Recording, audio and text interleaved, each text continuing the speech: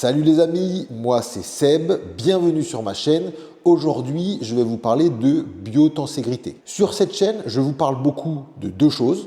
Tout d'abord, le fascia, qui est l'enveloppe ou le système qui enveloppe et structure tous les autres systèmes. Je vous parle aussi du projet Somatic Hero, donc les deux sont intrinsèquement liés, mais le projet Somatic Hero, c'est vraiment la mise en application de toutes les compétences, toutes les connaissances que j'ai cumulées, que je transmets également dans mes formations, dans votre quotidien, à propos donc du fonctionnement du corps, du système facial et du système nerveux. Donc si vous voulez mettre en application tout ça, vous allez dans la barre de recherche, vous tapez projet Somatic Hero ou Somatic Hero et vous allez avoir déjà vos premières leçons sur le corps, le mental, sur l'émotion, toutes ces bases qui vont vous permettre d'implémenter, si vous êtes praticien du mouvement ou si vous cherchez simplement à mieux vous connaître vous-même, des éléments dans votre quotidien. La plupart du temps, ce ne sont pas des pratiques, pas encore. C'est vraiment des petites choses que vous allez mettre en place dans votre quotidien qui vont vraiment changer la donne parce que ce soit dans les arts du mouvement, dans les arts corporels,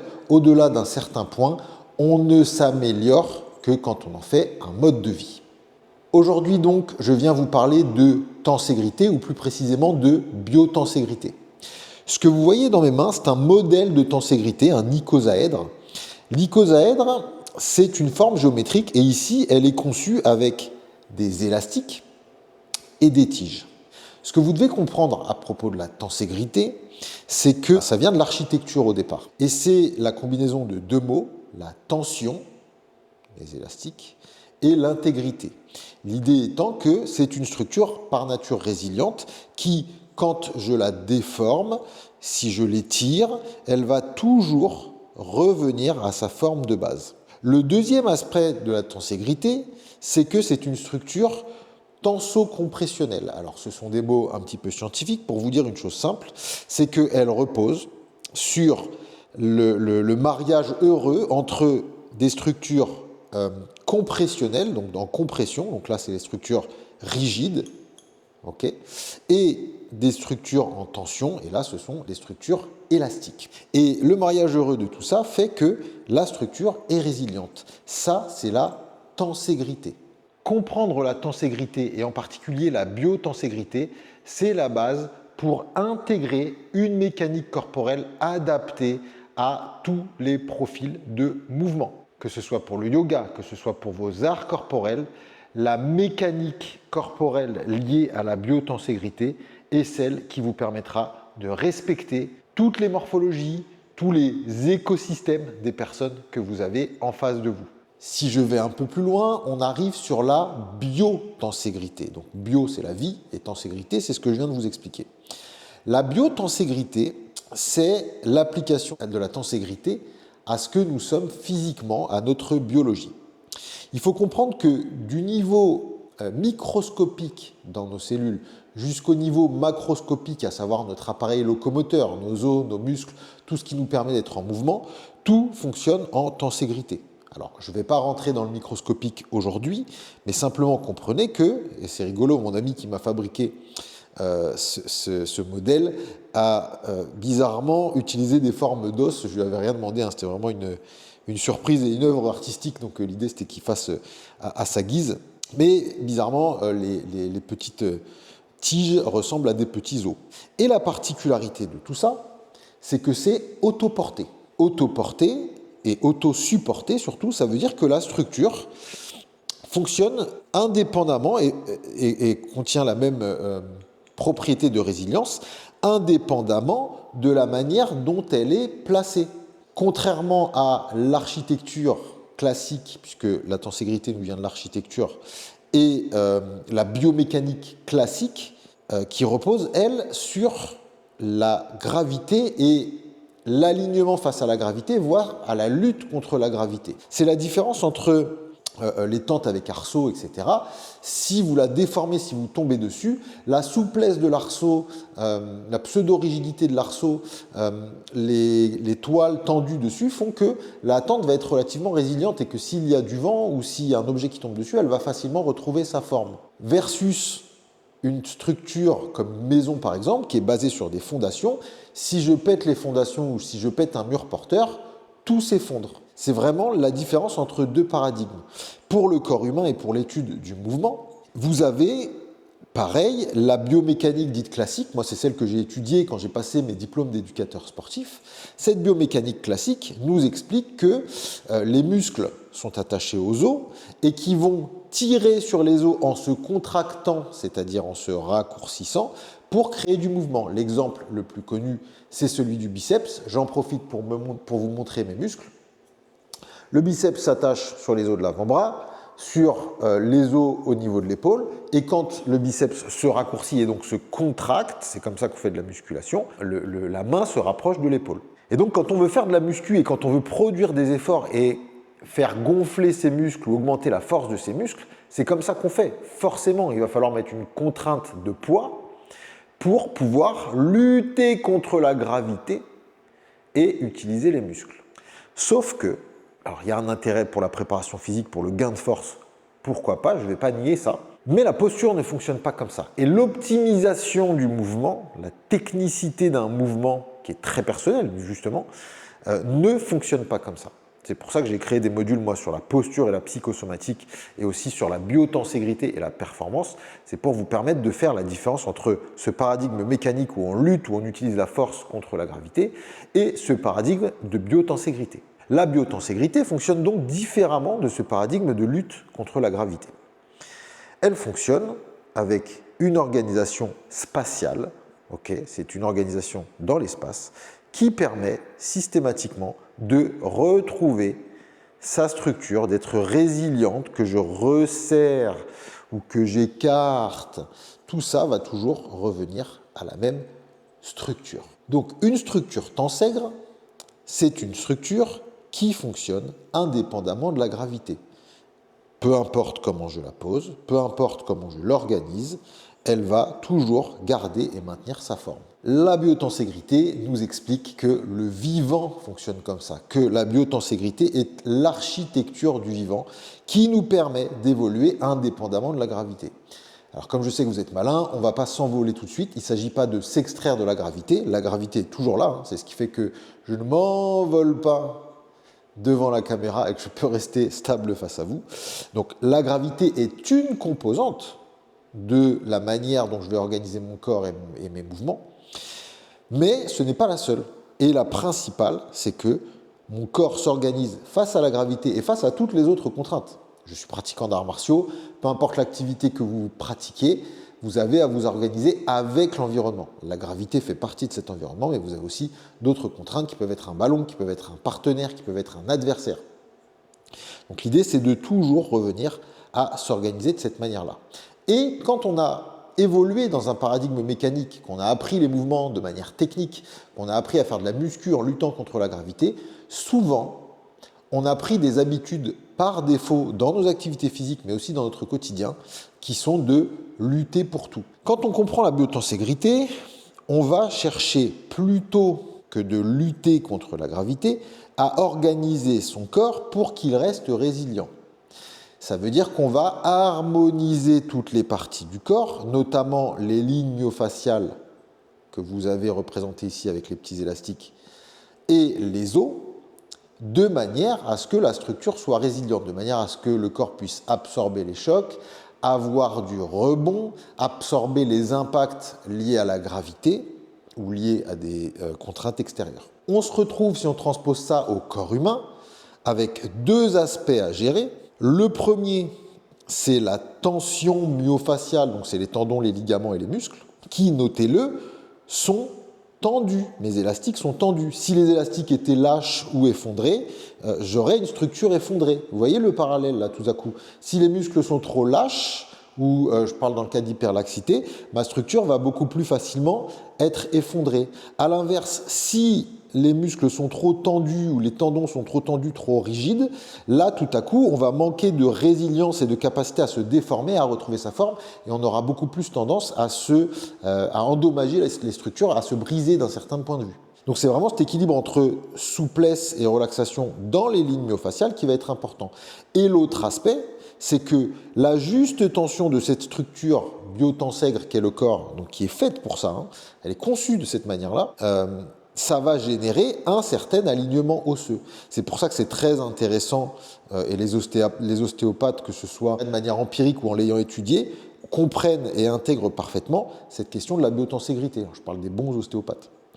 Ok, donc comprenez bien ça, c'est très important, et on va en faire une petite application parce que tout ça c'est bien beau, mais ce qui va être le plus intéressant, c'est de comprendre, ok Seb, comment je mets ça en mouvement. C'est parti. Comme je vous le disais, il est question d'aligner le squelette, d'organiser le squelette, en prenant en compte non pas seulement comment je dois contracter mes muscles, par exemple pour lever mes bras, dans une mécanique classique, je vais avoir à contracter globalement le deltoïde, le trapèze, pour que mon épaule se lève sur le côté. Dans la mécanique que je vous propose, on va d'abord travailler sur la posture. Donc on va organiser le corps de manière à ce que les muscles ne soient pas contractés, parce que souvenez-vous, la tension élastique, c'est j'étire et tous les élastiques du corps sont étirés et ça me donne une posture en expansion et qui est à la fois souple et capable de bouger, de se mobiliser dans l'espace et qui prend de l'espace. Là où la contraction musculaire, la lutte contre la gravité, c'est le contraire. On ne veut pas que les tendons et les ligaments et les muscles soient dans une position allongée, on veut que tout ça soit dans une position raccourcie. Et donc on est complètement dans un renversement. La difficulté, c'est que quand on fait du sport, ou même quand on ne fait pas de sport d'ailleurs, le fonctionnement par défaut qui est basé sur le fait que mon mental veut faire quelque chose et qui va envoyer, mon cerveau va envoyer un ordre à mes muscles et une organisation des muscles pour créer un mouvement qui très souvent est basé sur la poussée ou le tirage, est complètement différent et opposé à ce que je vous propose maintenant. Comment faire? D'abord, prendre conscience que notre colonne vertébrale elle-même est un assemblement tensègre. C'est notre pilier de base. De chaque côté de la colonne et entre les vertèbres entre elles, vous avez plein de petits ligaments, plein de petits muscles, ce qu'on appelle les paravertébraux, qui parfois sont un peu trop raccourcis, un peu trop contractés, parfois ils sont un peu trop étirés. Et l'idée, ça va être de trouver une juste tension dans la colonne pour qu'elle puisse à la fois jouer son rôle de pilier et à la fois être souple et résiliente. Donc ce que je vous propose de faire, et ce sera vrai de manière générale pour toutes les autres parties du corps, ça va être non pas d'essayer de pousser pour me grandir en poussant sur mes jambes ou en essayant d'allonger ma nuque par exemple, c'est ce qu'on peut voir dans d'autres activités comme le pilates, et des fois on propose ça comme consigne dans le yoga. Pour moi ce sont des erreurs. Je vais vous proposer une autre manière de voir. Je vais vous proposer de vivre dans un corps antenne, parce que ce qui permet d'étirer les muscles de manière élastique, mais sans que ce soit commandé par le fait j'étire mon biceps parce que je contracte mon triceps et du coup je me prive de quelque chose, j'ai besoin que l'étirement puisse être simultanément dans le biceps et dans le triceps. Et si vous avez fait des études de sport comme moi, vous savez bien que si je contracte mon biceps, mon triceps s'étire. Et inversement, si je contracte mon triceps, mon biceps s'étire. Donc on fonctionne comme ça de manière opposée. Et bien là, je vais vous demander d'étirer les deux en même temps.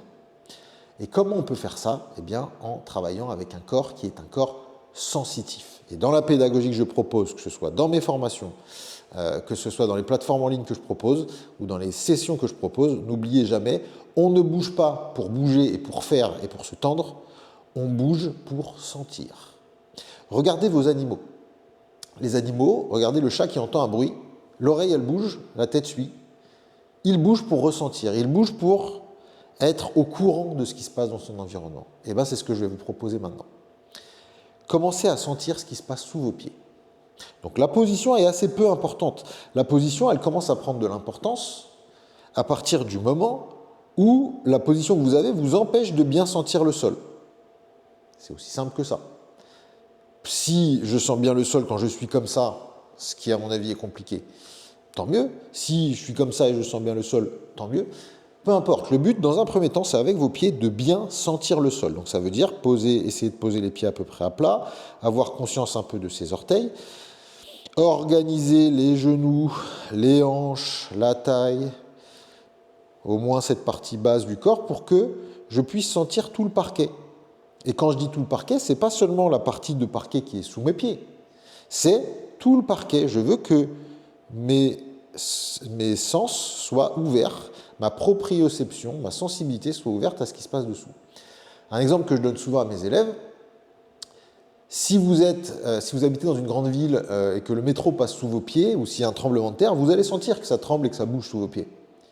Bah là, il se passe moins de choses, mais ça ne m'empêche pas de rester à l'écoute. Donc je ressens ce qui se passe sous mes pieds et comment ça voyage à travers mes genoux, à travers mes hanches, etc. Donc ça, c'est la première chose. On va ensuite travailler sur notre colonne et sur notre axe vertical de manière générale en essayant de sentir le plafond. Avec le sommet de mon crâne, je ne pousse pas ma tête comme ça, sinon je crée de la tension musculaire et je n'aurai pas ma structure élastique. J'essaye de sentir le plafond avec mes cheveux, si j'ai la chance d'en avoir, ou en tout cas avec le sommet de mon crâne. Donc j'essaye à la fois de sentir le sol, j'essaye de sentir le plafond. Et vous voyez, ça crée quelque chose. C'est pas comme si je vous demandais de lever le menton ou placer votre tête comme ci, comme ça. Non, je vous demande d'organiser les pieds pour sentir le sol, d'organiser le crâne pour sentir le plafond. Ok. Organisez maintenant l'avant du corps. Imaginez, ou sentez plutôt, que vous voulez toucher le mur devant vous avec le bout du nez. Vous voulez sentir avec le bout du nez l'air qui passe ici. Vous voulez sentir avec le ventre et avec la poitrine ce qu'il y a devant. Vous voulez sentir avec vos cuisses, avec l'avant de vos genoux, avec l'avant de vos pieds. Vous voulez être présent à l'avant de votre corps. Et vous voyez, ça crée déjà quelque chose. C'est pas, je ne fais pas ça, parce que si je fais ça, je ne touche plus du tout avec le nez, ma tête a reculé. Je ne fais pas ça non plus. Non, j'essaye d'être présent, d'être déployé d'une certaine manière ici. J'ai toujours le sol, je sens le sol avec mes pieds. J'ai toujours le plafond. J'ai l'avant de mon corps et je vais faire pareil derrière avec l'arrière de mon crâne, mes deux omoplates, mes lombaires, mes fesses, l'arrière de mes genoux et l'arrière de mes talons. Ce sont des lieux indicatifs, ce sont des points de repère qui peuvent vous aider à ne rien oublier des pieds à la tête. Et donc je sens bien devant moi, je sens derrière moi, je sens en haut, je sens en bas. Les bras sont le long du corps et puis je vais chercher à sentir les murs sur les côtés. Je vais sentir le mur sur le côté avec mes deux oreilles. Je sens à gauche. Vous voyez comment je me tends? Je me tends comme comme dans les cartoons quand on entend quelque chose et l'oreille grossit. Et de l'autre côté en même temps. Vous voyez? Les deux épaules, je sens les murs sur les côtés avec mes deux épaules. Les deux hanches. Les deux malléoles externes. Et je peux ajouter les deux coudes. Hop. Et me voilà en position. Ça, c'est le travail postural. C'est un travail que vous pouvez faire déjà de base, tout simple. Simplement, vous assurez que vous êtes un corps antenne et ressenti. Et vous voyez que déjà, il y a une notion d'étirement. Mais ce n'est pas un étirement forcé. Je vais vous le faire, j'espère que vous verrez la différence. Si je tire très fort ma tête en arrière, vous voyez, vers le haut, déjà, il y a une cambrure, donc je perds quelque chose. Si je pense qu'à mes pieds et que je suis lourd et que je veux absolument être très ancré et très fort sentir mes pieds, je perds le haut. Donc vous voyez, il y a une répartition de l'effort en même temps. C'est pour ça que la tenségrité est très intéressante comme point de départ pour l'optimisation de mouvement. Donc, il y a un équilibre de base de toutes mes chaînes myofaciales les unes avec les autres. Évidemment, là, c'est assez facile, mais est-ce que je peux maintenir ça en mouvement? Oui, c'est un travail que développent beaucoup les bons styles de yoga, enfin les bons entre guillemets, mais en tout cas les yogas un petit peu authentiques, et les écoles d'arts martiaux internes et de Qigong. Pour ça, vous pouvez avoir des mouvements et des exercices très simples qui peuvent consister par exemple à juste sentir le bras. Et quand je sens mon bras, donc je tends mon bras, comment mon corps s'organise pour pas que ça devienne uniquement un effort de l'épaule. Donc je dois m'assurer pendant tout l'exercice que je fais, et ça va vraiment dépendre de ma morphologie, la manière dont mes os et mes tendons et mes ligaments, la forme qu'ils ont et comment ils sont organisés entre eux, dans ma constitution, je dirais, puisque ça peut donner des choses relativement différentes. On a tous deux bras, deux jambes et un tronc et une tête, mais ça peut donner des choses très différentes.